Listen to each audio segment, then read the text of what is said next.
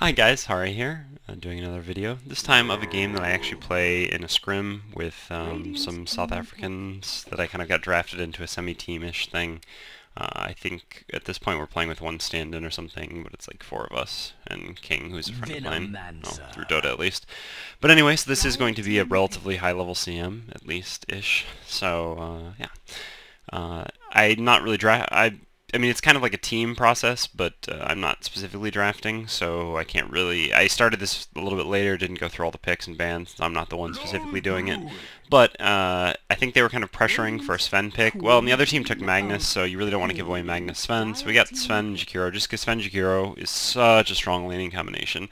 And then they actually went for the old school Ezreal Phantom Lancer, which is a pretty classic combination. Great for split pushing later in the game, and very good laning combination early in the game, using Chakra to harass quite a bit with Spirit Lance. We took Rubik third, because Rubik is pretty decent against Magnus, and Rubik's just a very nice hero in general. Plus, a Jakiro Rubik Sven tri-lane is extremely strong. Can safely go in our safe lane or our long lane, but then we actually took Lone Druid with the intention of putting Lone Druid solo in our safe lane, because this is a strategy I really like.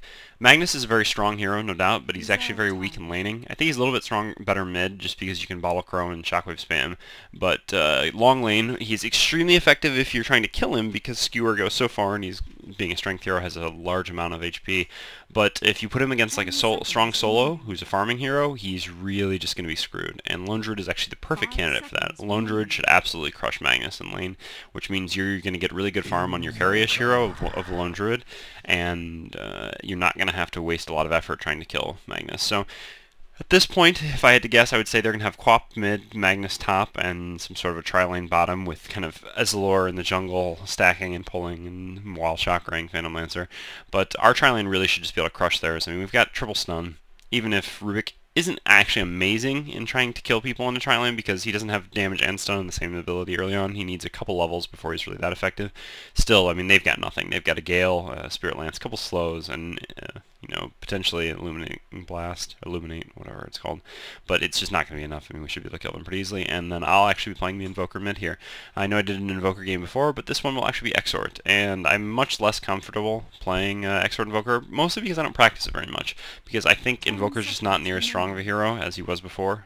I mean, it's funny that Dota is so well, maybe these days some people would argue that it's not so well balanced anymore, but relatively well balanced, that just changing 4 base damage on a hero is enough to take the hero from being like a top tier to a situational pick, I would say. Which is what Invoker has kind of become in this instance. Just switching the camera to myself now. But yeah, I mean, the problem is that now with that 4 less damage, even if you go Blaze of Attack on Wex, well, it costs Wex, but a Wex Invoker, you're still not going to have that amazing last hitting power. And Exort you still have good, but not. It's just not overwhelming like it used to be before, at least until you get a couple levels. And I'm certainly not going to do an incredible job of it because, well, you know, no one really on your team is really going to notice whether you're doing a good job laning or not unless they check the stats at the end of the game. They're like, what? 30 last hits in 10 minutes? How'd you manage that? But what they are going to notice is if you miss Sunstrikes. And because I don't have a lot of experience playing Exort Invoker, I'm really going to be focusing on making sure I hit those Sunstrikes. So that's really going to be the primary focus of this game. I am going to fast forward through this a little bit. I don't know exactly what this delay was for. I'll try to keep that spectator interface down as much as possible. But yeah, I just want to fast forward through this, and looks like we are good to go now. So I can close. I did close that. Just the shop that was throwing me off. So this is what I would consider to be a pretty standard Exort Invoker item build to start. 3 branches, a circlet, and 2 pieces of regen in a Tango and a healing salve. You know, if you're Quas, you have enough base regen. Or, I mean, if you're Wex, which is in theory Quas, I'm going to say those two things interchangeably pretty frequently, but Wex and Quas basically mean the same thing as far as referring to builds. You have enough regen with high levels of Quas early on, usually going to get it to 2 or 3 points in Quas, whereas here you're not going to have that, so you need a bit more regen. And here, though, you have more base damage because Exort gives you base damage when you have it out, and it gives you intelligence just by having the points in it, that you don't need to focus on last hitting items so heavily like Blades of Attack which you would with a Wex Quas Invoker. So here we're just going to get some overall stats, also because Quas will actually give us strength, which makes us a little bit more difficult to kill, whereas in Exort build, since we're getting intelligence, we don't get strength, so getting items that give us strength are good, which is what plus all stat items do. I'm actually looking at something now. It's a little bizarre. I don't understand 1, 2, 3, why it says +7 intelligence on my hero icon right now. Maybe someone would be kind enough to explain that to me, because from Exort I should be getting, what, +6 intelligence? That's right? Yeah. And then from this it's 5, so that would be 11, and I mean, neither one of those individually would be +7, so I don't really know why it's reading that right now. Maybe just some sort of a bug, or maybe someone will be kind enough to explain it to me. Anyway, going mid.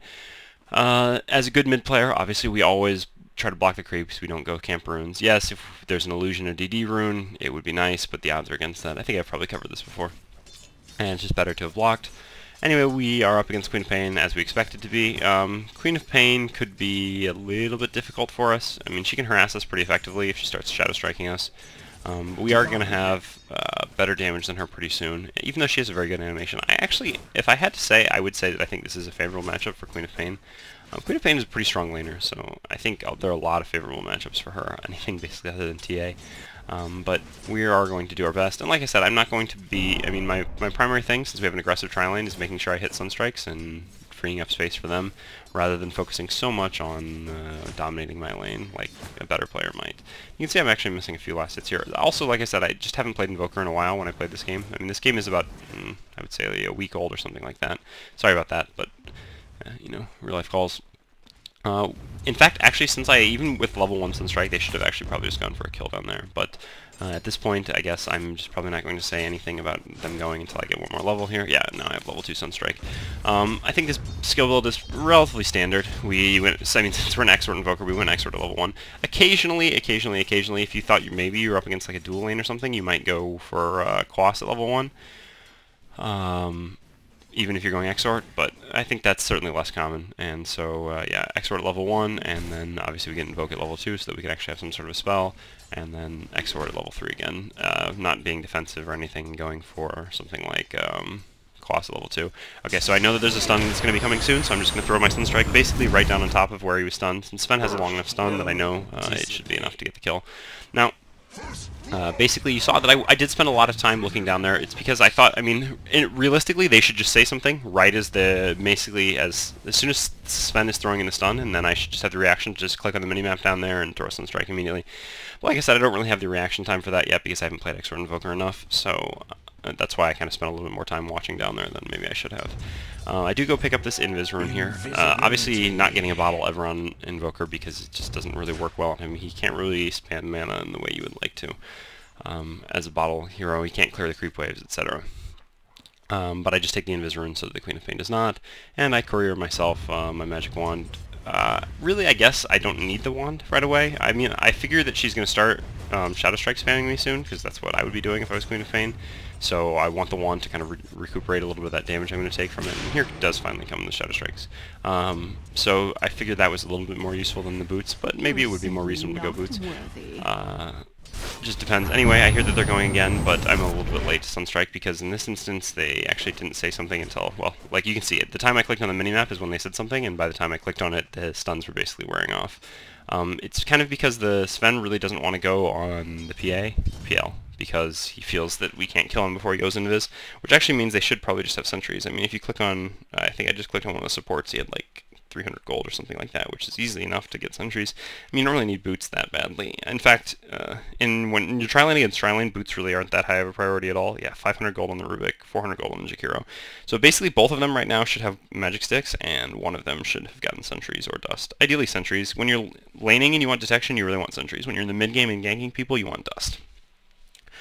But anywho, I mean, boots are kind of nice for maybe Rubik, so he can run in telekinesis, but you're really not going to lead with telekinesis when you have Sven. I mean, it's easy. Well, I guess on PL, leading with telekinesis is good because telekinesis is an instant, and therefore PL can't. I mean, PL can dodge the Sven's Stormhammer, which, by the way, I think I said this last time I did one of these, calling it Stormhammer instead of Stormbolt. I hope you guys don't mind if I call it Stormbolt instead. Stormhammer just sounds ridiculous. But yeah, I mean, he can go invis as soon as he sees the Stormbolt flying at him and dodge it pretty easily, whereas telekinesis is an instant, which then you can follow up with Stormbolt and then Ice Path, and then, well, he'd basically be dead. So, I mean, there is some argument for the getting boots on maybe the Rubik in that regard, but still, when you tri-lane against tri-lane, there's going to be enough spells cast that a magic wand is just going to, you know, be a lifesaver. And notice I haven't really tried harassing the Queen of Pain too much either. Again, just kind of because my focus is down here. Going to throw down the Sunstrike this time and actually do manage to hit. And yeah, that is going to be a dead PL.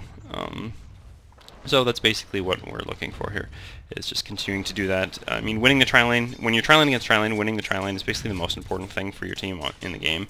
So that's why I'm putting so much effort into making sure that I hit Sunstrikes, not just because of what I was joking about the embarrassment of, you know, your team seeing you miss Sunstrikes, but it's more about because I know that that is highly important. I am actually going to show the last hit. Nice stand now, because I'm kind of curious how I'm doing against this Queen of Pain. Actually, not too bad, despite the fact that my focus has been elsewhere, which indicates to me that this Queen of Pain actually is not maybe quite as good as she could be. I do see the Magnus up a little bit, and I did grab a haste rune, so I actually am just going to go on this Magnus here. I invoke Cold Snap because, well, Sunstrike's not really going to do me too much, and I don't have enough mana for Sunstrike and Cold Snap. And so the Cold Snap is just going to be a higher priority, and do manage to pick up the Magnus, almost lose King's life in the process. I actually click on him there to see if he had a healing salve on him, because if not, I would have salved him, but it does, so now I'm just going to run back towards mid. As a general tip, when you're playing Exort Invoker, once you get your point in Quas, which generally you should do it for, keeping Cold Snap invoked rather than Sunstrike is preferable. First of all, because you can use Cold Snap as a reasonable amount of harassment and then right-click the enemy hero in lane. Second of all, if anyone ever dives you, you'd rather have Cold Snap ready. I mean, it's just a better spell to have to cast immediately. Whereas, also, because you're sitting in the lane with... I actually realize that I'm in a little bit of trouble here. I know I'm going to die, actually. There's nothing I can do about it. I do have my wand charges, but I know she's going to ult me in a second here, and there's not going to be anything I can do about it. Wow. So I actually expected her to kill me there, but she, I guess, decided against it, which is all the better for me. I'm just going to actually head back to base since I'm already this close. I could salve up and go back to the lane, which maybe is what I should do, but because the creep wave is about to crush into my tower, which means I'm going to miss a fair amount of XP, but I guess I was just this close, so I figured it made more sense. But anyway, also what I was saying is because you're walking around with 3 Exort orbs out, which is generally what you want to do so that you have more last hitting, which is something important as Exort. You can anytime just quickly press R and then D and Sunstrike anyway, whereas with Quas you'll have to quickly invoke, or I don't know if we call invoking, I mean call out 3 Quas orbs and then invoke it and then cast it, which is going to take more time, so it just makes more sense. But in this instance, because my team is trying to fight so frequently and we're in an aggressive tri-lane, it's really important for me to have the Sunstrike as quickly as possible, and I'm casting it quite a bit, and I don't want to have to waste that extra mana switching back and forth, which is why I've actually kept Sunstrike out a little bit more frequently than Quas, or than Cold Snap. Yeah, sorry. I was paying attention to the last hit stats for a second, just kind of got distracted a little bit there. So I talked about how I could have gotten boots first, especially, this isn't really the... Okay, so generally speaking, the type of boots you get on Invoker is, if you're a Quas-Wex Invoker, you are going to go for phase boots. This is pretty much standard, because you want to max movement speed as much as possible. I mean, since you have high points in Wex, your movement speed is really going to stack up quite a bit, and you get items like drums and phase boots, and you can really just move almost hasted constantly. I actually see that action top, but there's no Unreal Sunstrike there, so it doesn't really matter too much. On Exort Invoker, there's basically 2 types of options for boots, and I think one of them is certainly more standard than the other. The more standard one, which is what I'm going for here, is Treads. The reason we go Treads instead of phase boots on Exort Invoker is because we already have a lot of it base damage, so actually giving us attack speed makes us a reasonable source of ranged DPS, since all the high levels of Exort are going to give us that damage we need. Whereas with Quas-Wex, we don't have very high damage, so getting attack speed from the phase boots is kind of less important. So that's why we are going to go with phase boots here. I mean, with Treads here for Exort Invoker. And now I'm level 7, so I'm going to keep Cold Snap and Sunstrike out. I see them going here, so I'm going to try to land a Sunstrike.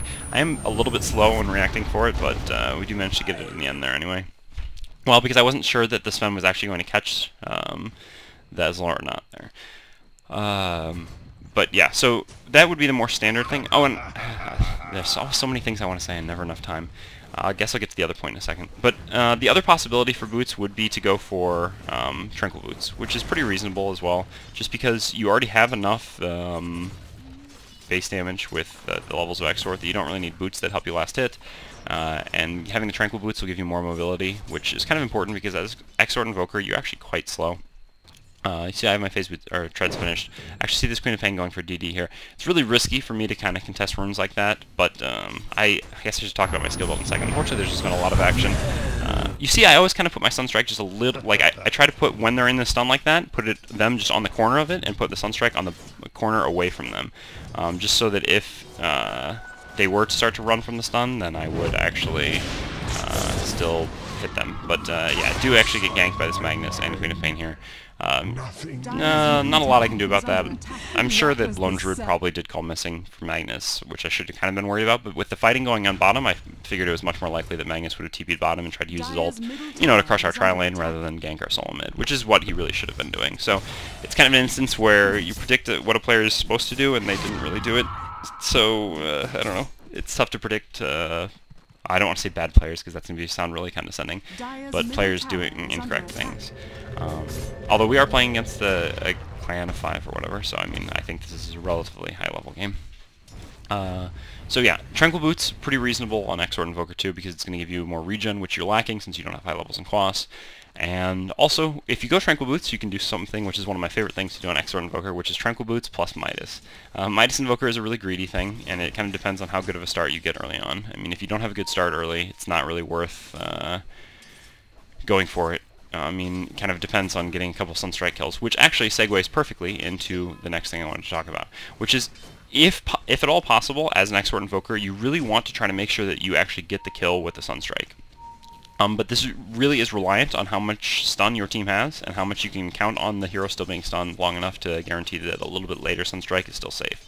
Because obviously the highest priority is always to make sure that you actually kill the hero. But, because in Dota 2 there is global experience, if you manage to get the last hit on a hero and kill them with Sunstrike, actually a little bit of action here, so I'm going to pause that for a second. Yeah, I start to invoke the Tornado because I'm afraid, or not the Tornado, Ghost Walk, because I figured that there was maybe a little bit more coming up. But she actually didn't follow up with anything, so I was safe and didn't really need to. If she'd run into the tower range, I would have cold snapped. I do actually miss my Sunstrike here because they actually didn't tell me anything about them fighting until much later, and I didn't know, kind of, by the time I clicked there, I thought the stun had just hit, because, like I said, that's basically when they should alert me, is right as the sun's flying, so as soon as I look, I should see the sun just hitting. But in fact, it had been a while. I could have maybe TP'd to that tower down there, but the problem is, we have a Lone Druid, and Lone Druid kind of just wants to farm, so even if I TP'd, I would have just been alone by myself. I mean, even as that one person was dying, it would still have been like 2 versus 5, which is not so good for us. So, I mean, this is the problem with having a Lone Druid on your team, is that he kind of just wants to farm for a while, and there is a bit of a risk if they try to start 5-man Dotaing you. But at the same time, this just means that he is actually going to have free farm top. Although, if we actually take a look at his CS versus the Magnus, it's not really, I mean, he's got almost double the Magnus, but he's basically been up there by himself for a while now. But there is going to be action here, so I am going to have to TP finally, as much as I dislike it. I tried throwing a Sunstrike first, but didn't actually hit anyone, which is actually going to mean that I'm a pretty slow TP here, which is kind of disappointing. I do put a Cold Snap up on this Queen of Pain. I would really like to kill her, and do actually manage to finish her off, and Chakra is used on her. It's actually the real Phantom Lancer up there going on my team. I assumed it was a fake. I mean, that's the problem. You kind of always just assume that. But we are actually going to manage to kill him. Oh, no, he goes just outside the range of the sentry, which is really frustrating. And I actually don't really have a lot of skills left, but now my Cold Snap is just coming back up off cooldown, so I am going to want to Cold Snap someone. The question is just who. I should actually have my boots set to strength here when I'm fighting like this. Here the Magnetar actually comes up, so I'm going to just hit him with Cold Snap and punch him a couple times. And he actually goes right into the ice wall trying to skewer the Jakiro, and I managed to pick up a double kill. So that worked out pretty well for me, even though I kind of made a little bit of a misplay there, not expecting that that was actually the real Phantom Lancer beating on my team there. It's really annoying, a lot of mind games when you're playing against a Phantom Lancer. But, yeah, so I think, yeah, I talked about top, which really shouldn't have been that close even. I mean, I guess maybe Magnetar was bottle throwing a lot, which is how he got so many CS, but he really shouldn't have many CS at all. He should have like 15 at this point in the game. Let's see, I covered, yeah, Sunstriking, want to, in theory, kill people with the Sunstrike rather than just get an assist, because then I will actually get experience for it. Although, it's not the biggest deal in the world if you don't get experience, because I mean, experience is going to be shared anyway. Unfortunately, I don't have a TP this time, so I cannot TP and help them, so I'm actually just going to go back to this tower. Hopefully, I mean, they should just be able to get out of there. Sven actually goes into the woods and does, I think, manage to TP out. Jakiro, unfortunately, is going to die. But I think Rubik will get away too, and they're basically just 5-man Dotaing the entire time, which really is just going to give a lot of freedom for the Lone Druid to farm up and hopefully have a really fast Radiance. So, I've talked a lot about items, and, well, unfortunately I'm about to get another item, but I haven't actually really talked about skill build first, or skill build too much. So basically, as Exort Invoker, there's really kind of like 2 possible options for skill builds. So, I mean, it's pretty standard no matter what that we're going to start with 2 levels in Exort, and then get 1 in Quas at level 4, and then another point in Exort at level 5. And then here's where the divergence comes. Some people might just max Quas and Exort, just going to 4 points in Exort as quickly as possible, and then 4 points in Quas, and completely ignoring the 1 point in Wex. But actually there's action here. I do just Cold Snap, trying to hit him a couple times. I could use my Deafening Blast, and I actually want to Deafening Blast Meteor, but if maybe a little bit of overkill on that Magnus, although killing Magnus quickly is a pretty high priority so that he can't get off reverse polarity or anything. And I think I might have done that combo in the wrong order. I wasn't paying enough attention because I was trying to talk about multiple different things. But the combo, you do want to use the Meteor first and then the Deafening Blast, obviously. But anyway, as I was saying, so you can either just go max Exort, max Quas to get Forge Spirits as quickly as possible, or you can get the 1 point in Wex. And it kind of just depends on how you see the game going. In this instance, I got the 1 point in Wex because I was afraid of getting ganked, and getting the 1 point in Wex is going to give me access to Ghost Walk, which I wouldn't have if I was going for just the Forge Spirits as soon as possible build. And then kind of from there, there's two other options, which is some people, although I certainly don't think that this is an optimal skill build. Actually, I should be Sunstriking that Keeper of the Light there. I don't know why I didn't. I guess I wasn't really paying enough attention, but I was waiting for the Sven stun, so it actually works out anyway. We do manage to kill the Veno instead. And unfortunately, the Lone Druid does get ganked top now. But some people will go for basically where they just completely max Exort and don't try to get 4 points in Quas. I think this is wrong. I mean, this is kind of what we would call the Sunstrike, Deafening Meteor build. But I think 4 points in Quas for 2 Forge Spirits is just so much more important. I mean, the double Forge Spirit is so nice, even though I'm not going to use it very effectively this game, because like I said, I mean, this is kind of like the first game I played as Exort Invoker in quite a while, I think. I still think it's certainly preferable. And yeah, I mean, I think that kind of covers that. So you can see the skill build now that I have is basically what I would say is standard at this point in the game. Whether you went for the Quas Exort as quickly as possible to double Forge Spirit build, or for 1 point in Wex, this is basically what you should look like at level 11, and then level 12 you will get a 3rd point in Invoke. As far as items go, I did get a Force Staff. Even though Force Staff was nerfed significantly for Invoker, it's still such an important item for his mobility, since he is slow and he needs something to kind of get in position to get his Forge Spirits hitting people or to get Ice Balls off, which are two things that I'm not really going to do super effectively this game, but that's okay. Another thing that people ask very frequently, and yeah, see, there's still a lot of action here, so I'm just going to try to look for an opportunity to Sunstrike someone, but I think the Sven didn't actually quite Warcry quickly enough. I do manage to pick off the Ezlor with the Sunstrike, but yeah, our team is actually going to get cleaned up down there. But again, this is just more time for the Lone Druid to be free farming top. I'm actually just going to click on him for a second. Yeah, only 3,200 gold. I don't know exactly what's on his bear, but that's not incredible, but I guess he has been ganked twice. I mean, honestly, with the freedom he has had, aside from the ganks, the 2 ganks, he should basically have, well, he should certainly have his Relic by now, and he should have his Radiance probably within the next 2 minutes at the latest. But, I mean, he's still a quite good Lone Druid, so I'm not really trying to knock that at all. So as I was trying to talk about kind of what skills you should have invoked, like right now the 2 skills that I have out are really, really wrong. There's no way that having Meteor and Sunstrike like this is really going to be a good combination. Well, I guess in theory I can Sunstrike Meteor and then quickly invoke Deafening Blast, which might be ideal. And here I'm actually just going to throw out a Sunstrike just to do a little bit of harassment. I do hit the Ezlor. Unfortunately now I basically only have mana for 1 spell. If I invoke something else I can cast that, although maybe I just switch my treads to int and that gives me a bit more mana. I could actually kind of like Deafening Meteor, and then yeah, this is kind of embarrassing. I Deafening Meteor and switch to Blast, and then I don't have enough mana. I should Force Staff myself away here so that I don't run the risk of getting skewered out, but that works out. So yeah, basically I did do, I guess, what I should do in a situation like that, where I had Sunstrike as my left skill and Meteor as my right, but it just didn't work out because I miscalculated the mana. Unfortunately, at this point in the game, it costs a lot of mana for me to invoke things, which is why maybe I should be considering going for an Aghanims at this point. As far as items go, I mean, with that Circlet, you can certainly get a Bracer. You're not going to get drums on Exort Invoker. I would never suggest that, really, but a Bracer would be fine if I just want a little bit more health. I mean, Bracer is just a nice item to have. And then finishing up the Force Staff. Also, Blink is certainly a possibility. Going for Blink instead of Force Staff or in conjunction with Force Staff is pretty reasonable. I mean, there's really a plethora of options, but I should probably at this point pick up a point booster. I should have gotten it right when I ran by that secret shop there. Point Booster is just such an amazing item, which is what makes going for Aghanim so nice. You can see I keep looking over there because I'm not sure if I need to TP or need to Sunstrike. I am just going to head back over there now. I should actually just be trying to take this mid tower instead. I should actually have my Forge Spirits up. If you notice, I've had the capacity to have 2 Forge Spirits for a while, but haven't actually made them, unfortunately. I do see the Ezlor going over there, but my team is kind of fighting off on that side. Unfortunately, we are kind of losing this team fight a little bit. Sven is going to come in. I just throw the Cold Snap up on the Ezlor to make sure that Sven can hit him a little bit more easily, and then I'm going to Force Staff myself out. Sven actually could have kept running up, and I think he might have been fine, but he actually decided to go into there. I'm just kind of looking to see if there's something I can do. But actually this is just going to get me killed as well, which is really stupid of me. I should have actually just let him die. This is certainly an important skill to know, when just to let your teammate die. Fortunately, though, yeah, it looks like this did allow Rubik to steal Reverse Polarity, which would be pretty big for us.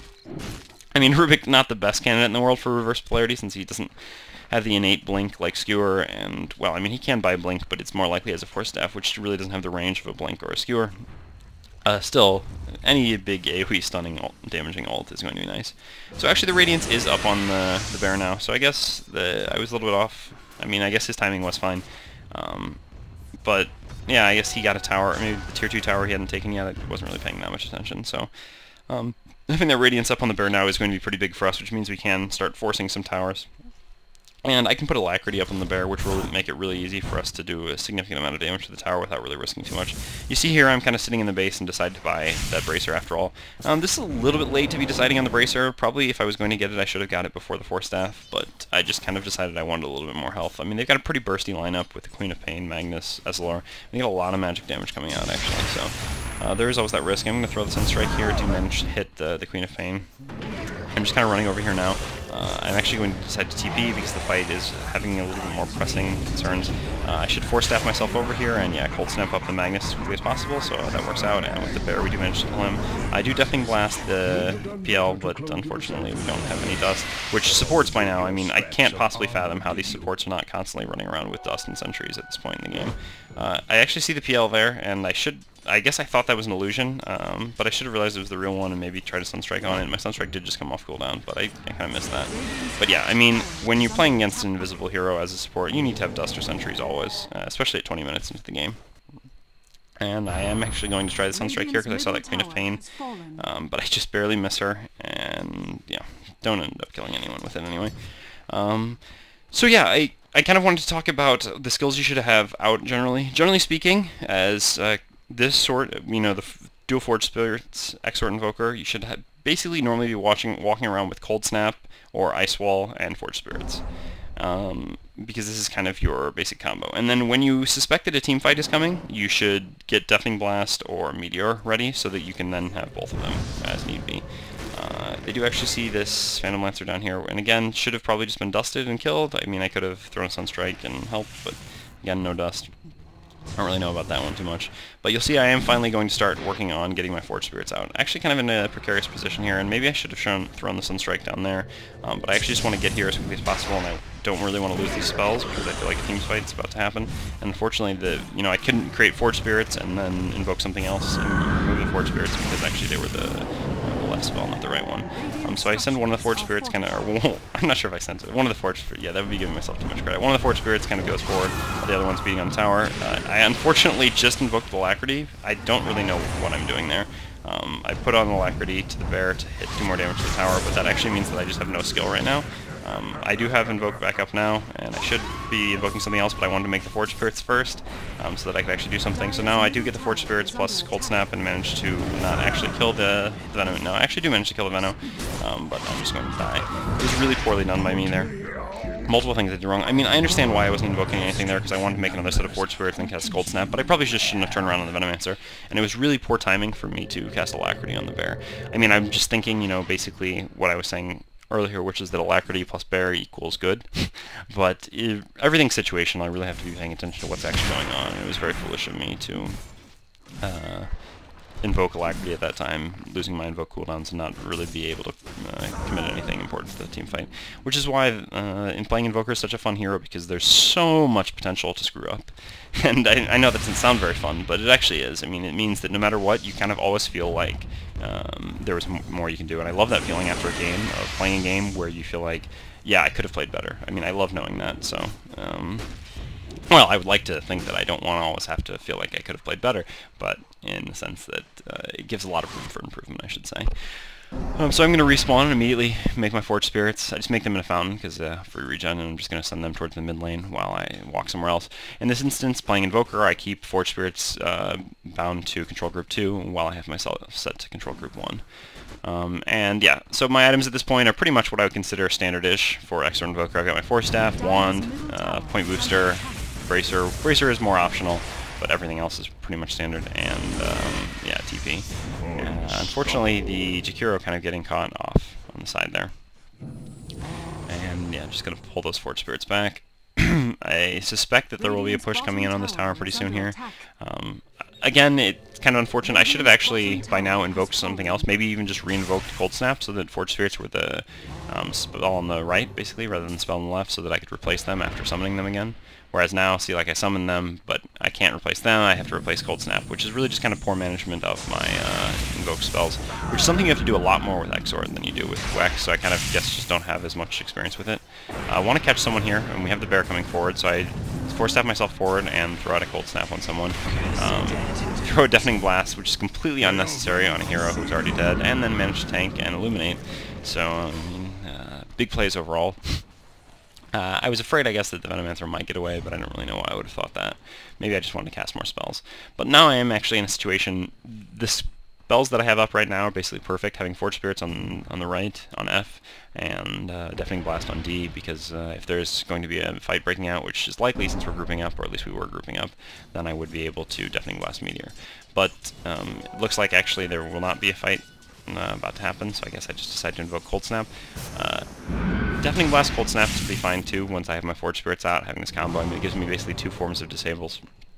But at the same time, it suffers the same problem that I was talking about earlier, which is pretty soon here I'm going to have to make a new set of Forge Spirits, and then Forge Spirits are going to be on D while Cold Snap moves over to F, and then Cold Snap's going to have to be replaced. So, again, I mean, I guess I can't... I'm kind of going to sound like a broken record saying this, but it's just so nice to watch your own replays, because you actually see the things you do and the things you don't do. And so, like, having seen this now, I'm going to realize, I should pay more attention to making sure that Forge Spirits are on the right.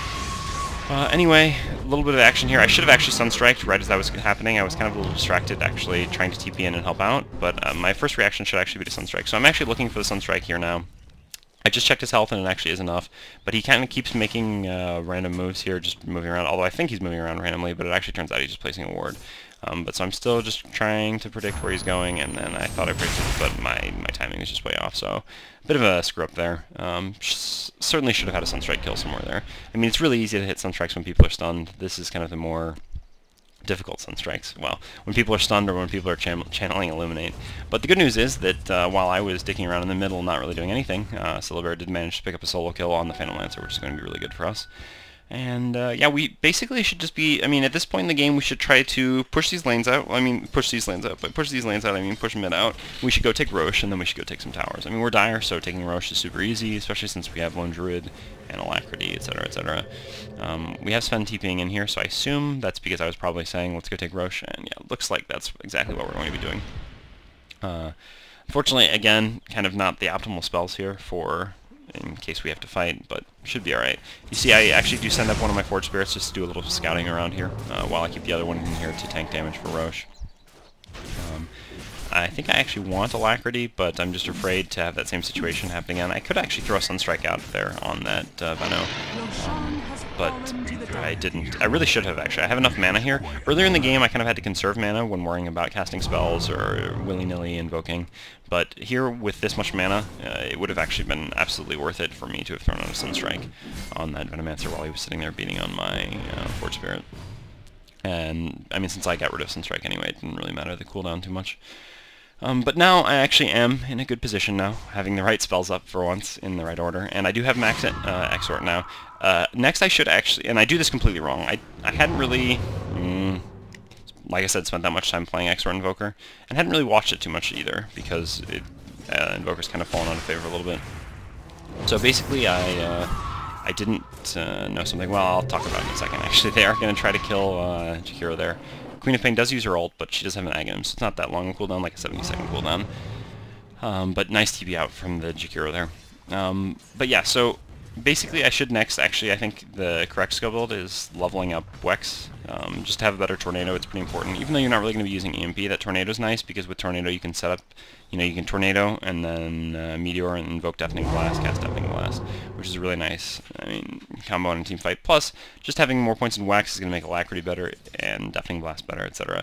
Whereas, more points in Quas, well, it's nice if in the situation you're kind of playing a sieging game, which actually, given that we have Lone Druid, is something reasonable to consider. So maybe in this game it's not a terrible decision to try to go max Quas just to make the Forge Spirits stronger and stronger, and to chip damage towers with the Bear and the Forge Spirits. So I guess in this situation maybe it wasn't a terrible decision from me. But in general, I think going for more points in Wex next and just keeping Quas at 4 is pretty reasonable. Although I guess it just comes down to personal preference. They're actually going on PL Illusion there. I sure Sunstrike the hell out of that guy. Yeah, he'll think twice about messing with me. Stupid Illusion.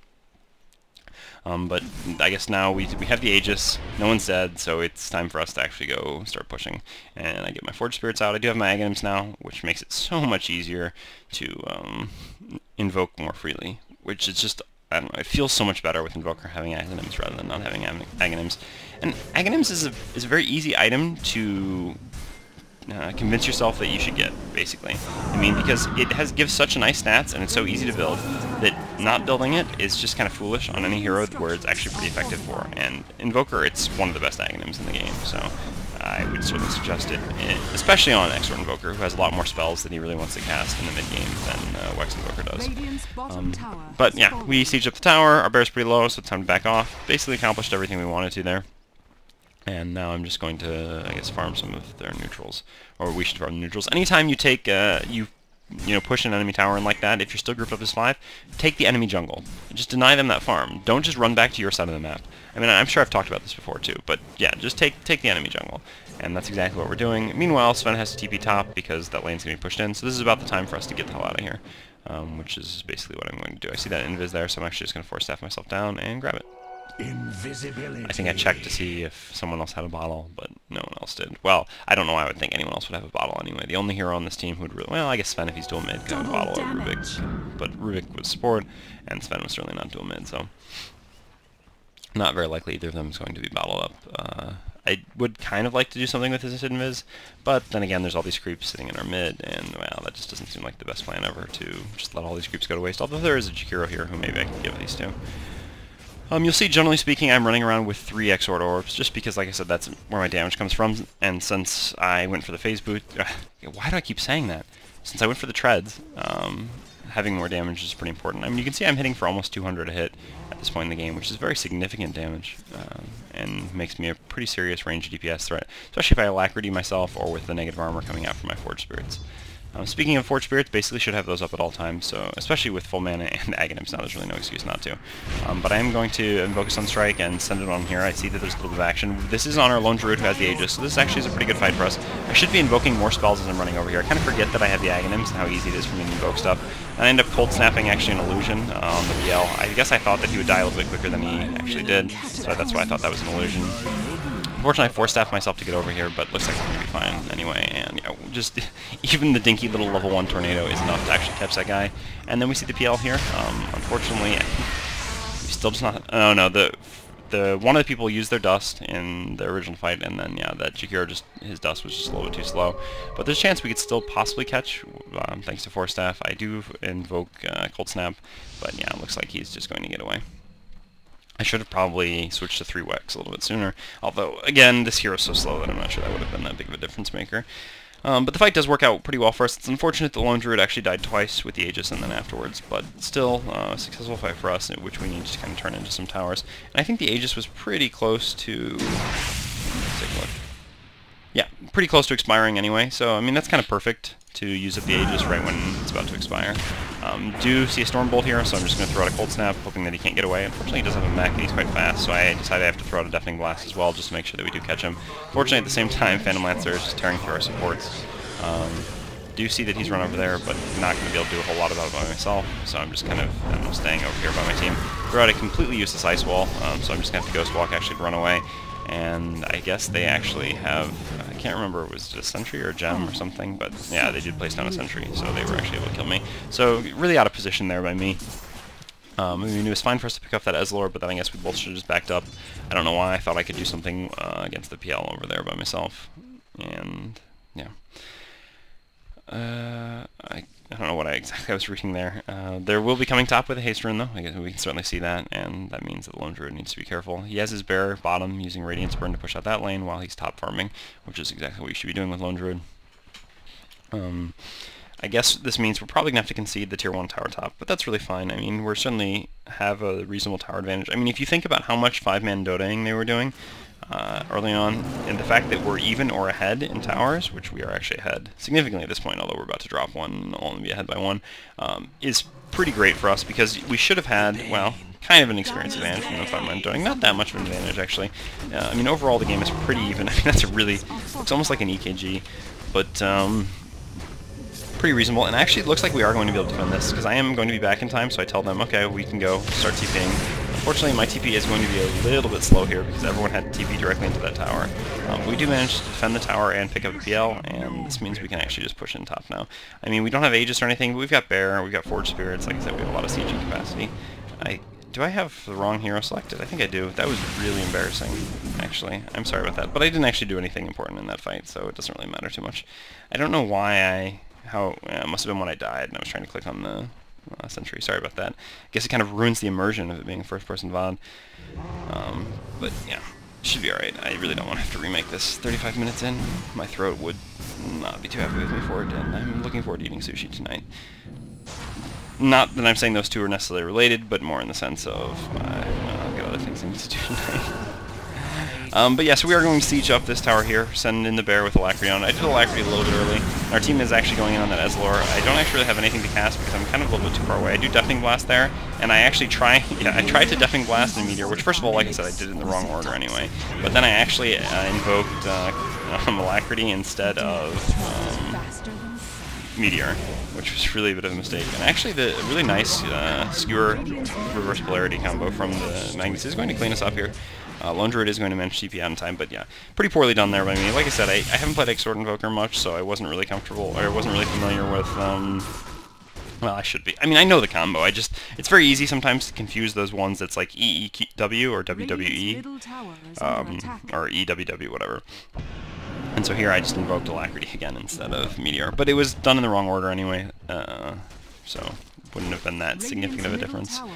And yeah, I mean, basically that fight was pretty much won by Magnus for them. And the fact that we kind of overextended a little bit, Lone Druid, I don't know who, Lone Druid and Sven, I mean, when they went over and picked up the Ezlor, it's fine, but they kind of kept chasing a little bit too far. But, no, overall, I don't know, just kind of Magnused, which is reasonable to expect. I mean, Magnus is a really strong hero. I think at this point I was kind of saying that I'm not a huge fan of Magnus just because I don't like how weak he is in the laning, as I talked about. But I've kind of come around a bit more just because of how big of an impact he can have in the mid-game. And yeah, it really can be pretty painful. So I've got 2,100 gold now, but I'm basically just going to save for buyback at this point. I mean, I could buy like my ultimate orb going towards Hex or something, but at this point I'd rather just know that I have the buyback. I mean, you can buy back Sunstrike and TP and stuff like this, although I'm certainly never going to actually think to buy back Sunstrike. Do scout Roche because we think that it is up by now. But it's actually not quite up. I thought there was a possibility they'd be doing it. Even though PL was top, it's pretty unlikely they'd be doing it without PL, but you never know. And speaking of PL, that's just an illusion. The real one is somewhere further off. So just pushing this lane back out, and then basically we should just go take Roche again, and then take the tier 2 tower mid, and try to go in the game top, something like that. Or just take Roche and try to go in the game top, since there's no longer a tower with her. I mean, Roche advantage, basically. Unfortunately, we have no vision on the bottom half of the map, which is something that really shouldn't be the case. I mean, they could have actually just gone and stolen Roche by now. That one Sunstrike was, you know, over a minute ago, and that was more than enough time for them to steal Roche. And with the way the lanes are positioned right now, it would have been very easy for them to have actually gotten in there. Yeah, didn't realize that that was an illusion. Thought it'd be Sunstrike and someone real. Joke's on me. But we are grouping up top, I guess, anyway. I mean, we feel pretty confident in our team fight. I guess, maybe I think that Reverse Polarity is down. I'm not really sure. But, yeah, actually we're going to smoke up and try to go look for this PL. Unfortunately, we were kind of like 2 or 3 seconds too slow on smoking up. But really nice entangle from Lone Druid. And, yeah, do throw out a Deafening Blast here. Not Deafening Blast Meteoring, because I didn't really think there was enough of them to warrant it. Unfortunately, then Magnus does come in and gets another nice reverse polarity on us. Really just getting screwed up by that in his team fights. So I'm actually just going to force staff myself away. I do tornado this PL illusion just so that it doesn't come and kill me with Diffusal. Fortunately, Sven does enough damage that we've actually just cleaned them up. And there's actually the real PL, but again, we just have no detection here. Although, in this instance, yeah, maybe I should have just carried around some dust, honestly, instead of that bracer. It probably would have been a good call. Although, it's just kind of something you count on supports to do, so it's tough to say. I mean, it's kind of unfair being like, well, I shouldn't have had to do it. Support's good. I should have immediately invoked Cold Snap, by the way, there, and Cold Snapped him as soon as he jumped in like that, but I managed to force staff myself out. Fortunately, full staffing myself out, force staff myself into the PL, which led to my death anyway. I should maybe buy back now, but actually we've already taken the melee rack, so it's not really that necessary. Fortunately, our other lanes are pretty pushed in, but we've got Rubik in our base, and yeah, Sven TPing back. So we did manage to get the melee racks there with the Lone Druid, which is kind of the effect the Lone Druid has, and yeah, we're now upper racks. I would say we have better late game too, to be perfectly honest. I mean, they have Magnus, Queen of Pain, and PL, and Ezlor, even though he doesn't really have significant late game abilities other than his ultimate, because his ultimate is actually very nice. I mean, being able to TP people across the map is very nice. I just said very nice twice, but, well, obviously something that's very nice is very nice. Duh. Being able to TP people across the map is pretty significant, and Blinding Light is really nice. Really nice as opposed to very nice. I didn't even do that on purpose. I'm just kind of not totally here right now, I guess. But not really amazing supports, whereas we have, well, Jakiro isn't an incredible late game support, but Rubik is certainly an awesome late game support. And then we've got Invoker, Sven, and Lone Druid, so I think we should have the advantage. But we still would kind of just like to end it. I mean, when you're ahead, either get more ahead or win. And getting more ahead involves taking Rosh, and then winning involves going to their base and ending the game. I should actually be TPing down there maybe, now that we see them on the ward, and now that they're looking to come for a fight. Fortunately, we kind of have a bad split where Rubik comes to one side and the rest of our team goes to the other, but it looks like they're not going to pursue anyway, and we should be fine. And in fact, there's a haste rune there, which hopefully none of them will take, because that would be a little bit precarious for us. But it looks like Ezlor is trying to camp that haste rune. Maybe Sven will get lucky and try to get a stun off on the Ezlor and just mess him up. Yeah, and Sven actually manages to pick up the haste, which is going to be a real dead Ezlor. Don't really, I guess he wasn't paying close enough attention there. Shouldn't mess around too much like that. Maybe not the best decision ever. But I guess we're going to look to group up and push, take this mid tier 2, and hopefully move into their base now with his Aegis. So I've maxed out the Forged Spirits completely, so maximum sieging power. The Forged Spirits should be moving in front of me, yeah, basically just like that. Moving them is fine, although when I cold snap people, I really should make sure that I select the Forged Spirits and right-click on the person that I've cold snapped to make sure that the Forged Spirits are triggering extra cold snap procs, in addition to reducing their armor and making it easier for us to kill them. So we actually do smoke up. I'm not really sure exactly what our plan is here. I kind of had wanted to push mid, I think, but maybe my team wanted to go bottom. But, well, either way, should work out. I mean, bottom or mid, both are fine. I guess Lone Druid was maybe saying that the bottom tower was low. I'm not sure exactly. I don't really remember too clearly. But we actually do see the PL here. I want to force staff forward and cold snap him, but again, no detection, so not going to do too much. There is the dust, but yeah, Jakiro was a little bit too far behind. Maybe I should have force staffed the Jakiro forward, and then we could have caught him with the dust. Or, like I said, maybe I should just be carrying dust instead of that bracer. You know, PL, he really does not have a great escape mechanism. All it really requires is dust or sentries, and you're going to have a pretty easy time killing him, which is one of the reasons he's not really an amazing carry. Also, right there, that Ezlor kind of came a little bit too far forward, but I guess my team wants to back off. Not really sure completely why we are backing off. I mean, we've got the Aegis. I feel like we have a pretty significant advantage, but I guess maybe it was the bear cooldown. The bear was low HP and he was on cooldown, so I mean that is a reason to have to actually back off when you have Lone Druid on your team. Or maybe we are just going to go mid now. Either way, I've got to blow my nose, which is going to take 2 seconds.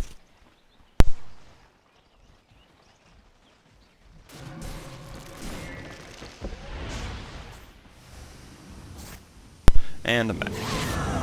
So yeah, I guess we're going mid now. That tower went down pretty quickly. Wasn't even able to alacrity the bear. Do actually get a nice ice path telekinesis there, but doesn't matter too much because it's Queen of Pain. She's just gonna blink out.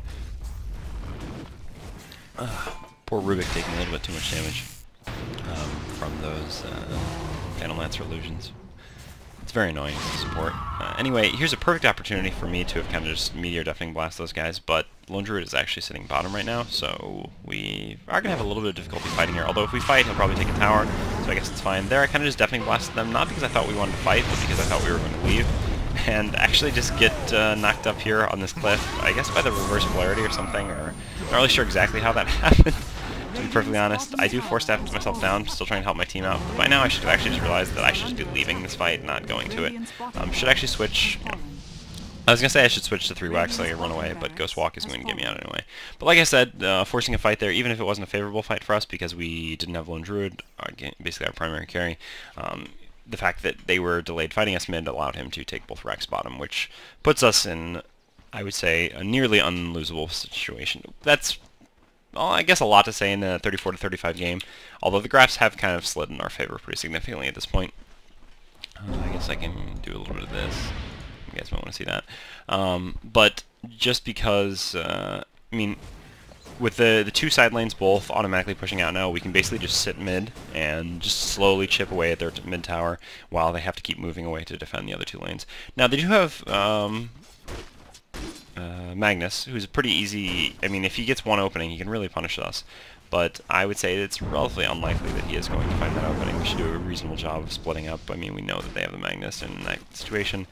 I really don't think they'll have a lot that they can do. So, yeah, we should just be grouping up here to push mid.